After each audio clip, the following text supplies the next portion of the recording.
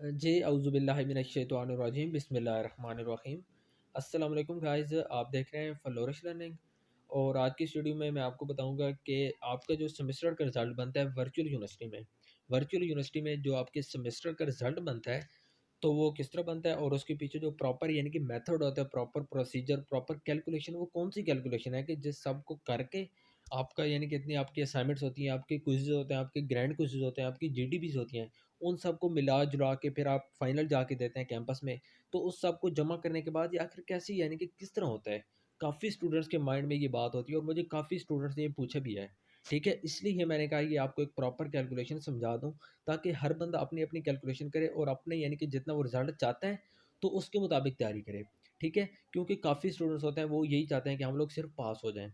कुछ स्टूडेंट्स होते हैं जो यानी कि ये चाहते हैं कि हम अच्छे मार्क्स लें, लेकिन कुछ इस तरह होते हैं कि वो चाहते हैं कि यार किसी तरह सब्जेक्ट यानी कि सब्जेक्ट में हम लोग सप्ली से बच जाएँ और हम लोग सिर्फ़ उसमें पास हो जाएँ। तो उन स्टूडेंट्स के लिए स्पेशली ये वीडियो बहुत ही ज़्यादा इंपॉर्टेंट है। आप लोगों ने वीडियो एंड तक देखनी है। अगर कहीं से आपको समझ नहीं आती, मुझे नहीं लगता कि आपको कहीं से समझ नहीं आएगी। वीडियो लंबी हो सकती है, ठीक है, 30 मिनट की, 35 मिनट की वीडियो हो सकती है, मुमकिन है। क्योंकि ए टू ज़ेड मैंने आपको डिटेल में बताना है और इससे आपको बहुत ज़्यादा फ़ायदा होने वाला है, ठीक है। आपको पता होना चाहिए कि आप लोगों की जो यानी कि यूनिवर्सिटी में सेमेस्टर का रिजल्ट बनता है, तो वो किस तरह बनता है। तो आप लोगों ने वीडियो इंशाल्लाह एंड तक देखनी है, आपको काफ़ी फ़ायदा होगा। स्पेशली मैं बार-बार कह रहा हूँ उन स्टूडेंट्स को जो सिर्फ़ पास होना चाहते हैं, ठीक है? जो सिर्फ़ पास होना चाहते हैं, उन स्टूडेंट्स के लिए ये वीडियो बहुत ही ज़्यादा इंपॉर्टेंट है।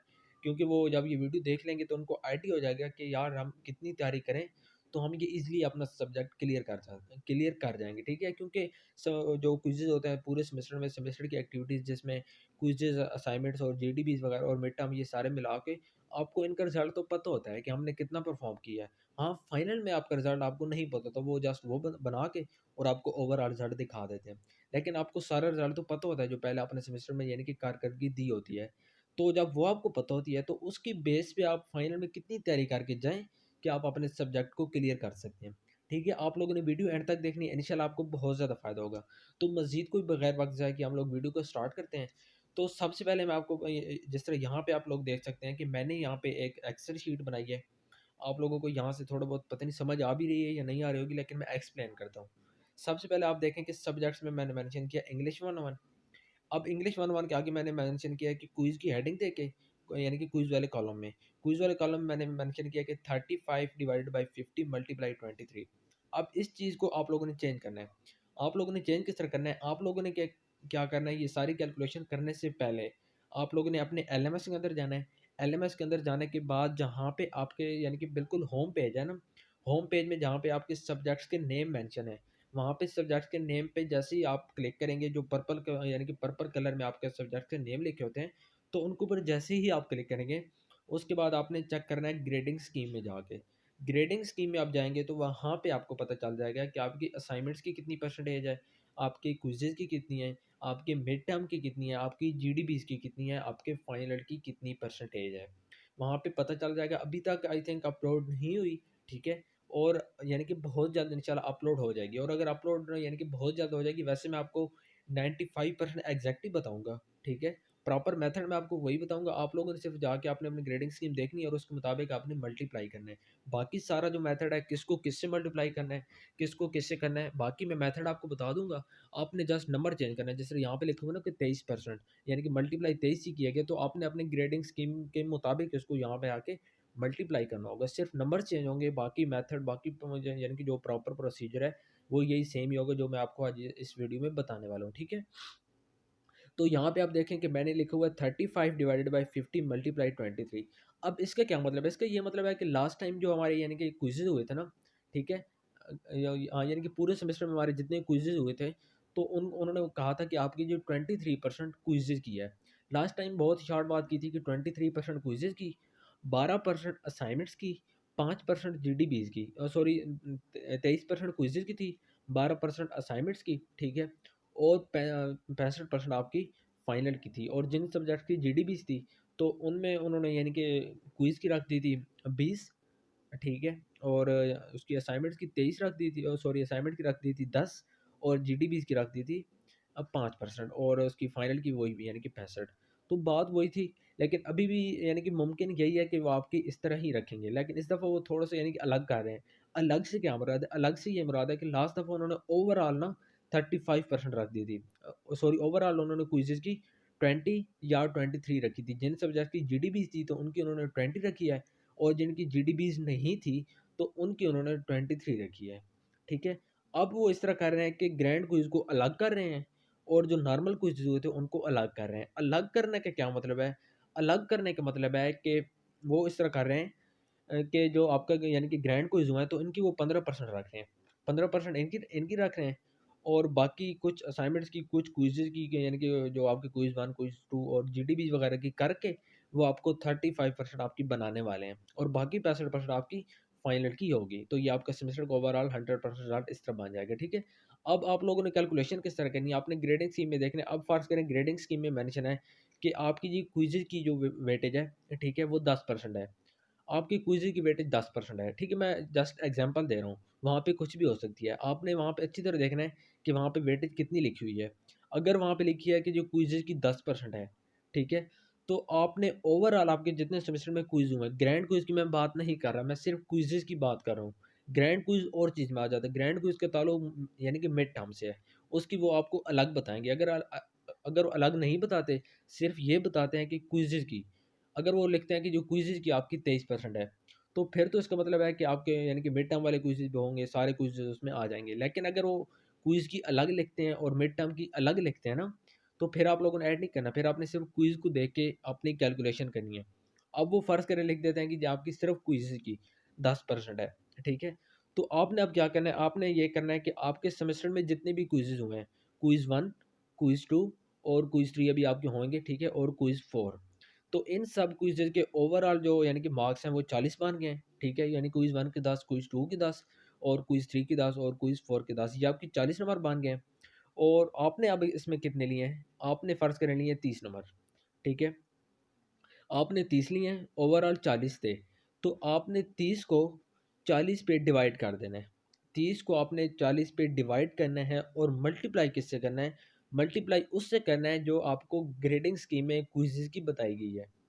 मैं दोबारा रिपीट कर देता हूँ कि जितने नंबर आपने क्विज़ेज़ में लिए हैं, उनको टोटल क्विज़ेज़ के मार्क्स पे डिवाइड करके मल्टीप्लाई आपने उससे कर देना है जो आपको ग्रेडिंग स्कीम में बताया गया है कि जो क्विज़ेज़ की 10% है, तो आपने क्विज़ेज़ को 10 नंबर से 10 से मल्टीप्लाई कर देना है। ठीक है? जिस तरह यानी कि सिंपली आप लोग 9, 10th first year, second year में परसेंटेज निकालते थे, तो यहाँ पे भी वही मेंशन वहाँ पे आप लोग क्या करते थे कि आप लोग जितने मार्क्स लेते थे, तो आप उनको 100 से मल्टीप्लाई करते थे। ठीक है? यानी कि फ़र्ज़ करें किसी ने नंबर लिए 810, तो 810 डिवाइडेड बाय 1100 और इस तरह करके और मल्टीप्लाई 100 से कर देते थे। तो इससे आपकी परसेंटेज निकल आती थी कि आपकी जी परसेंटेज कितनी है। अब यहाँ पे भी वही मेथड है, लेकिन यहाँ पे 100 तो नहीं है, वो आपको बता देंगे कि आपकी क्विज़ेज़ की कितनी है, आपकी ग्रैंड क्विज़ की कितनी है, तो आपने उसको मल्टीप्लाई वहाँ से कर लेना है। जैसे ही आप वहाँ से मल्टीप्लाई करते हैं, जिस तरह आपने ये यहाँ पे किया हुआ है मैंने, यहाँ पे आप देख सकते हैं कि मैंने लिखा है इंग्लिश 101 की जी 35 डिवाइडेड बाय 50 मल्टीप्लाई 23। तो जिस तरह मैं पहले आपको बता रहा हूँ कि लास्ट टाइम क्विज़ेज़ की जो थी, यानी कि सारे क्विज़ेज़, जिसमें मिड टर्म भी थे, जिसमें सारे ग्रैंड क्विज़ थे, क्विज़ 1 था, क्विज़ 2, सारे मिला-जुला के हमारे 23% जो उन्होंने कहा था कि आपकी जी ये वेटेज है क्विज़ेज़ की, ठीक है? तो यहाँ पे 35%, अब 35 का क्या मतलब है? 35 का मतलब है कि हमने क्विज़ेज़ में 35 लिए थे, उसको डिवाइड किया है 50 से, क्योंकि टोटल 50 बन रहे थे। हमारे जितने भी क्विज़ हुए थे, उनके टोटल 50 थे और 35 जो थे, वो हम लोगों ने लिए थे। ठीक है? अब 35 को हमने 50 पे डिवाइड कर दिया है, मल्टीप्लाई हम लोगों ने 23 से किया है। 23 से क्यों किया? क्योंकि ये हमारी ग्रेडिंग स्कीम में उन्होंने हमें बताया था कि आपकी जो क्विज़ेज़ की वेटेज है, वो 23% है। जैसे ही हम लोगों ने इस तरह किया है, तो उसने बता दिया कि आपकी जो क्विज़ेज़ की वेटेज बन रही है, वो 16.1 बन रही है। 16.1 क्विज़ेज़ की वेटेज बन गई थी, ठीक है? अब आ जाएँ जी असाइनमेंट पे। असाइनमेंट्स पे जैसे ही आप आते हैं, तो असाइनमेंट्स में यानी कि आपकी पूरे सेमेस्टर में कितनी असाइनमेंट्स आई हैं? फ़र्ज़ करें आपकी जी आई हैं 3 असाइनमेंट्स आई हैं। यहाँ पे तो मैंने 1 असाइनमेंट का किया हुआ है। आपकी फ़र्ज़ करें 3 असाइनमेंट्स आई हैं, 4 आई हैं, ठीक है? तो आपने क्या करना है, उनके ओवरऑल अगर 3 आई हैं, तो एक असाइनमेंट अगर 20 नंबर की होती है, ठीक है? या जितनी भी होती है, तो आपने अगर आपकी 3 असाइनमेंट्स आई हैं, ये 4 आई हैं, तो जितनी भी आई हैं, तो आपने उनको टोटल मार्क्स को आपस में प्लस कर देना है। एक असाइनमेंट का अगर 10 नंबर थे, तो 10 को जमा करना है, फिर दूसरे के 20 थे टोटल, तो 20 को जमा कर देना है, 30, फिर तीसरे के 20 थे, तो 50 और फिर चौथी के 10 नंबर थे, तो 60। तो जितनी भी यानी कि आपके असाइनमेंट्स आई हैं, उनके टोटल मार्क्स को आपने जमा कर लेना है, ठीक है? और आपने जितने लिए हैं, उनको भी जमा कर लेना है। अब आपने जितने लिए उनको आपने टोटल असाइनमेंट्स के मार्क्स से डिवाइड करके और मल्टीप्लाई किससे करना है, मल्टीप्लाई उससे करना है कि आपको जो ग्रेडिंग स्कीम में असाइनमेंट्स की वेटेज बताई गई है। ठीक है, आपके जो यानी कि सेमेस्टर में असाइनमेंट्स आई थी, 3 असाइनमेंट्स थी 20-20 नंबर की। एक असाइनमेंट भी 20 नंबर की थी, दूसरी भी 20 नंबर की थी, तीसरी भी 20 नंबर की थी। तो ये टोटल कितने मार्क्स बन रहा है? टोटल 60 बन रहा है ना? और आपने कितने लिए हैं? आपने फ़र्ज़ करें 40 लिए हैं, तो 40 को आपने 60 से डिवाइड कर देना है और मल्टीप्लाई किससे करना है? मल्टीप्लाई उससे करना है जो कि आपको ग्रेडिंग स्कीम में बताया गया है कि जी आपकी असाइनमेंट्स की परसेंटेज इतनी है, तो उसको जैसे ही आप मल्टीप्लाई करेंगे तो ये आपके पास आगे वेटेज यानी कि आपको परसेंटेज बता देगा। अब यहाँ पे किस तरह हुआ है कि जिस तरह आप देख सकते हैं कि क्विज़ 1 की 16.1 निकली है, ठीक है? वो सारी कैलकुलेशन करके और असाइनमेंट की कितनी निकली है 8.4। यहाँ पे क्या हुआ है, यानी कि हमारी एक ही असाइनमेंट थी तो मैंने 14 डिवाइडेड बाय 20 14 मार्क्स लिए गए, 20 मार्क्स टोटल थे। आपकी 20 की जगह जैसे मैं बता रहा हूँ कि 60 भी हो सकते हैं, 70 भी हो सकते हैं। आपने ओवरऑल असाइनमेंट्स के यानी कि टोटल मार्क्स को जमा कर देना है और जितने आपने लिए उनको डिवाइड करके मल्टीप्लाई असाइनमेंट्स इसी तरह करेंगे, आपके पास असाइनमेंट्स की परसेंटेज आ जाएगी। अब ये दोनों परसेंटेज आपके सामने आ गई हैं, ठीक है? अब आपने इन दोनों को जमा कर देना है। ये 16.1 जो इंग्लिश 1-1 की मैं बात कर रहा हूँ, इंग्लिश 1-1 के सामने देखें तो 16.1 और उसके बाद असाइनमेंट की क्या थी 8.4। इन दोनों को जैसे ही हमने जमा किया है, तो ये जी हमारे पास बन रही है 24.5। कितनी बन रही है? 24.5 हमारे पास ये बन रही है, ठीक है? अब आपको पता चल गया कि जी आपने सेमेस्टर में जो एक्टिविटीज़ की हैं, अगर फ़र्ज़ करें यहाँ पे अगर जीडीपी होती है ना, तो जीडीपी का भी यही होगा कि आपने टोटल यानी कि अगर क्योंकि हर सब्जेक्ट की तकरीबन जीडीपी एक ही होती है। अगर एक जीडीपी थी यानी कि फ़र्ज़ करें 5 नंबर की थी, 5 नंबर टोटल आपके जी आ गए हैं 3 नंबर, तो 3 को आपने 5 से डिवाइड करना है और मल्टीप्लाई उससे कर देना जो कि आपको ग्रेडिंग स्कीम में जीडीपी की वेटेज बताई गई है, ठीक है? जैसे ही आप उसे यानी कि मल्टीप्लाई करेंगे तो वो भी आपके पास परसेंटेज आ जाएगी, चाहे 2% आती है तो उसको भी आपने सिंपली इस तरह ऐड कर देना है। जिस तरह हमने 16.1 क्विज़ेज़ की थी, उसके बाद असाइनमेंट की हमारी निकली है 8.4, अब जीडीपी की अगर निकली है 2.1 जो भी निकले समथिंग, तो उन तीनों को आप जैसे ही ऐड करेंगे तो उसके बाद आपको जो टोटल ये वाले ये 24.5 जो कॉलम बन रहा है, तो ये आपके पास टोटल वेटेज यानी कि टोटल परसेंटेज आपके सामने आ जाएगी कि आपने जिस सेमेस्टर में जो कारकर्दगी दिखाई है, उसकी परसेंटेज कितनी बन रही है। उसकी बन रही है जी 24.5। इस यानी कि मैं इस शीट की बात कर रहा हूँ, इसके ऊपर जो लिखा हुआ है 24.5 आपकी वो बन रही है। अब वर्चुअल यूनिवर्सिटी का जो क्राइटेरिया होता है, आपने 50% यानी कि 50% नंबर आपने लेने होते हैं सब्जेक्ट को क्लियर करने के लिए, एफ ग्रेड से बचने के लिए। एफ ग्रेड से बचने के लिए आपने 50% नंबर लेने हैं। यानी कि पास होने के लिए ना आपने 50% नंबर लेने हैं। आपके बन कितने रहे हैं? आपके जी बन रहे हैं 24.5। इसका मतलब है कि आपको 26.5 मार्क्स अभी मज़ीद चाहिए, तभी जाके आप यानी कि इस सब्जेक्ट में पास होंगे। अब नेक्स्ट मैंने क्या लिखा है कि for example if you get in final. अब फ़र्ज़ करें जी फाइनल में क्योंकि फाइनल में या तो आपका पेपर 76 नंबर का होगा या आपका पेपर 80 नंबर का होगा। अगर इसके अलावा भी यानी कि टोटल नंबर वो आपको बताते हैं जो आपके इंस्ट्रक्टर हैं, तो भी आप इज़िली कैलकुलेट कर सकते हैं। किस तरह? फ़र्ज़ करें कि अब ये जो मैंने 30 लिखा है ना, इसका मुझे नहीं पता कि मेरे फाइनल में 30 आएँगे। मैंने वैसे एग्ज़ाम्पल दिया है कि अगर जी मैं 30 लेता हूँ, टोटल मेरे 76 होंगे। अगर मैं 30 लेता हूँ, 30 को 76 से मल्टीप्लाई करके डिवाइड करके 65 से जी मैंने यहाँ पे मल्टीप्लाई किया हुआ है, ये आप देख सकते हैं ये। यहाँ पे 30% फाइनल के थे, ठीक है?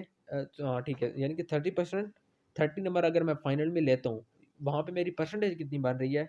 सेमेस्टर में मेरी जो कारकर्दगी बन रही है, वो जी बन रही है 24.5।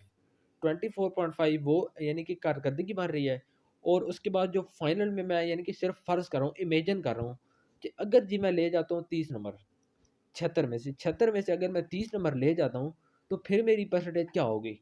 तो अगर मैं यानी कि 30 नंबर मैं लेता हूँ और उसको मैं 76 से डिवाइड करता हूँ क्योंकि 76 टोटल नंबर होंगे और उसके बाद उसको मल्टीप्लाई 65 से कर रहा हूँ। 65 से इसलिए कर रहा हूँ कि जो फाइनल की वेटेज ग्रेडिंग स्कीम के मुताबिक है, वो आपकी 65 है। जैसे ही मैंने 30 को 76 से डिवाइड करके 65 से मल्टीप्लाई किया है, तो उसने बता दिया कि आपकी जो परसेंटेज फाइनल में आएगी, तो वो आएगी 24.66। 24.66 ये आपकी फाइनल की वेटेज होगी। तो अब क्या हुआ है, अब दोबारा आ जाएँ पीछे, यहाँ पे टोटल असाइनमेंट्स प्लस क्विज़ेज़ में। यहाँ पे आपकी कितनी बन रही थी, 24.5 आपकी असाइनमेंट्स की बन रही थी, असाइनमेंट्स और क्विज़ेज़ की, यानी कि ओवरऑल आपकी सेमेस्टर में जितनी परफॉर्मेंस थी, उसकी बन रही थी 24.5। फाइनल में फर्स्ट का आपने 30 ले लिए हैं, वो सारी आपने कैलकुलेट किया तो आपकी जी बन रही है 25.66। 25.66 आपकी वो बन रही है, 24.5 आपकी ये थी। इन दोनों को अब आपने आगे जमा कर देना है, ठीक है? अब जिस तरह यहाँ पे देखें तो यहाँ पे भी मैंने वही किया है, यहाँ पे 16.1 हमारी यहाँ पे क्विज़ेज़ में बनी थी, ये ठीक है। 16.1 क्विज़ेज़ में बनी थी, इंग्लिश 101 की ये भी बात कर रहा हूँ। 16.1 हमारी क्विज़ेज़ की बनी थी, ठीक है, ये क्विज़ में। असाइनमेंट की कितनी बनी थी, 8.4 बनी थी। 8.4 असाइनमेंट की बनी है, यहाँ पे वो मेंशन है। उसके बाद फाइनल की मैंने अभी कितनी बनाई, सिर्फ इमेजिन 25.66। तो यहाँ पे मैंने सिर्फ 25 लिख दिया। अब इन 3 परसेंटेज को मैंने ऐड किया है, ठीक है, इन 3 परसेंटेज को, किसको, 16.1 की जो मेरी ओवरऑल क्विज़ की यानी कि एक्टिविटी थी उनकी, उसके बाद 8.4 मेरी असाइनमेंट की एक्टिविटीज़, उसके बाद मेरी फाइनल की जो कि मैंने सिर्फ इमेजिन किया, मुझे नहीं पता कि मेरे फाइनल में कितने मार्क्स आएंगे। इन तीनों को मैंने जैसे ही ऐड किया है तो उसने बता दिया कि जी टोटल आपके पास बन रही है 49.5, जिसका मतलब है कि मैं इस सब्जेक्ट में फ़ेल हूँ, ठीक है। मुझे चाहिए कितने थे, 50% मार्क्स चाहिए थे और मेरी बन कितनी रही है, 49.5 बन रही है। अब यहाँ से मैंने थोड़ा सा मुझे आइडिया हो गया है कि अगर मेरे फाइनल में 30 नंबर आते हैं ना, तो 30 नंबर लेके मैं पास नहीं हो सकता। बाकी तो मुझे सारा पता था कि 8.4 मेरे क्विज़ेज़ के थे, ठीक है, और सॉरी 16.1 मेरे क्विज़ेज़ के थे, 8.4 मेरे असाइनमेंट्स के थे, ठीक है। और अगर मैं फाइनल में 30 नंबर लेता हूँ तो मेरी जो ओवरऑल परसेंटेज बनेगी वो 49.5 बनेगी, जिसका मतलब है कि मैं इस सब्जेक्ट में फेल हो जाऊँगा। तो अब मैं थोड़ी सी मेहनत यानी कि एक्स्ट्रा करूँगा, 30 की बजाय मैं जाऊँगा 35 मार्क्स के लिए, कि यार मैं 35 अगर लेता हूँ ना तो फिर तो मैं ईज़िली पास हूँ, ठीक है। तो इस तरह आप लोगों ने ईज़िली अपनी अपनी यानी कि कैलकुलेशन करनी है, अपने अपने ग्रेडिंग स्कीम को देख के आप लोगों ने अपनी अपनी ग्रेडिंग स्कीम को देख लेना, आपने जितने क्विज़ेज़ में मार्क्स लिए हैं उन सबको टोटल मार्क्स पे डिवाइड करना है, ठीक है। उस पे टोटल मार्क्स पे डिवाइड करने के बाद यही प्रोसीजर आपने असाइनमेंट्स में भी फॉलो करना है, असाइनमेंट में करने के बाद यही प्रोसीजर आपने जीडीबीज़ में भी फॉलो करना है, जीडीबीज़ में करने के बाद इन तीनों की जो भी आंसर आएंगे उन तीनों को आपने जमा कर लेना है। जैसे ही आपके पास वो जमा होते हैं तो आपके पास एक परसेंटेज आ जाती है, जो कि यहाँ पे जिस तरह आप 501 पे आ जाते हैं। सेकंड 501 की आप देखिए तो टोटल बन रही है 32.14, क्विज़ की कितनी बन रही थी, 22.54, ठीक है, 22.54, और असाइनमेंट की बन रही थी 9.6। अब इन दोनों को जैसे ही मैंने ऐड किया तो ये बन रही है 32.14। अब इसका मतलब है कि जी मेरी 32.14 तो आई हुई है।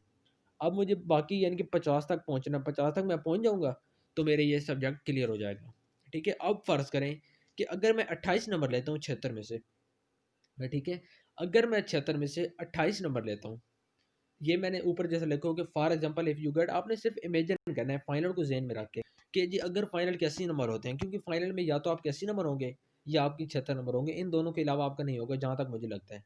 अगर जितने भी होंगे तो आपने इंस्ट्रक्टर से मजीद पूछ लेना है, आपको आइडिया हो जाएगा, ठीक है। यहाँ पे आप देखें कि मैंने कहा है कि अगर मेरे 28 नंबर आते हैं 76 में से, तो 28 को 76 से डिवाइड करके मल्टीप्लाई 65 से किया, क्योंकि जो फाइनल की यानी कि वेटेज है ग्रेडिंग स्कीम के मुताबिक वो 65 थी।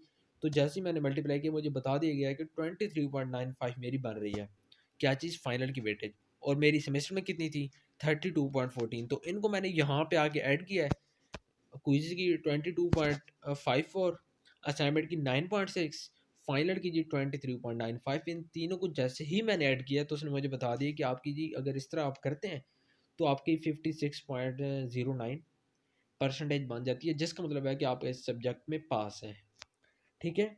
मैं दोबारा एक दफ़ा रिपीट कर देता हूँ, अगर आपको यानी कि विद इन, अब मैं बहुत ही शॉर्ट किस्म का रिप्लाई करूँगा आपको, ठीक है, कि क्योंकि पहले ऑलरेडी वीडियो काफ़ी लंबी हो चुकी है और जैसे मैंने पहले बताया भी था कि वीडियो लंबी हो जाएगी। तो आप लोगों ने अब सिंपली सबसे पहला काम क्या करना है, सबसे पहले आपने जाना है ग्रेडिंग स्कीम में। जैसे ही ग्रेडिंग स्कीम आएगी तो उसके बाद ही आपकी ये कैलकुलेशन हो सकती है, उससे पहले नहीं हो सकती। मैंने तो इसलिए बता दिया, मैंने कहा आप लोगों को थोड़ा बहुत आइडिया हो जाए कि ये करनी किस तरह होती है, ठीक है। पहले आपने जैसे ही आपकी ग्रेडिंग स्कीम अपलोड होती है, आप लोग इस तरह करें कि अपने अपने इंस्ट्रक्टर्स को यानी कि मेल्स करें, या जो यानी कि नया उन्होंने सिस्टम लॉन्च किया विजू स्पोर्ट, उसमें जाके उनसे पूछें कि सर हमारी ग्रेडिंग स्कीम आप लोग अपलोड करें, हम लोगों ने तैयारी स्टार्ट करनी है, ठीक है। जैसे ही आपकी ग्रेडिंग स्कीम अपलोड होगी तो ही आपको आइडिया होगा कि आपके क्विज़ की कितनी वेटेज है, आपकी असाइनमेंट्स की कितनी वेटेज है, आपकी ग्रैंड क्विज़ की कितनी वेटेज है, आपकी जीडीबीज़ की कितनी है, ठीक है, जहाँ तक मुझे पता है ये सेमेस्टर की सारी एक्टिविटीज़ मिला के आपकी 35 बनेगी और 65 आपकी फाइनल की होगी। तो आप लोगों ने सबसे फ़र्ज़ करें आपकी वो कहते हैं कि जो क्विज़ की आपकी 10% है। मिड टर्म की बात नहीं कर रहा, मैं सिर्फ़ क्विज़ेज़ की बात कर रहा हूँ। अगर वहाँ पे ग्रेडिंग स्कीम में मेंशन होता है कि आपकी जो क्विज़ेज़ की 10% है, तो आपने क्या करना है, आपने क्विज़ेज़ में यानी कि जितने मार्क्स लिए हैं, जितने मार्क्स आपने क्विज़ेज़ में लिए हैं, क्विज़ 1 में, क्विज़ 2 में, क्विज़ 3 में और क्विज़ 4 में, ये जितने भी क्विज़ेज़ आपके हुए हैं, ग्रैंड क्विज़ के अलावा, तो जितने भी आपने उनमें मार्क्स लिए हैं, उनको आपने जमा कर लेना है। और उनके टोटल मार्क्स कितने थे, यानी कि अगर एक क्विज़ 10 नंबर का होता है ना, तो 10-10 यानी कि 4 अगर आपके क्विज़ेज़ होते हैं, तो 40 नंबर के टोटल क्विज़ और आपने फ़र्ज़ करें 40 में से लिए 35।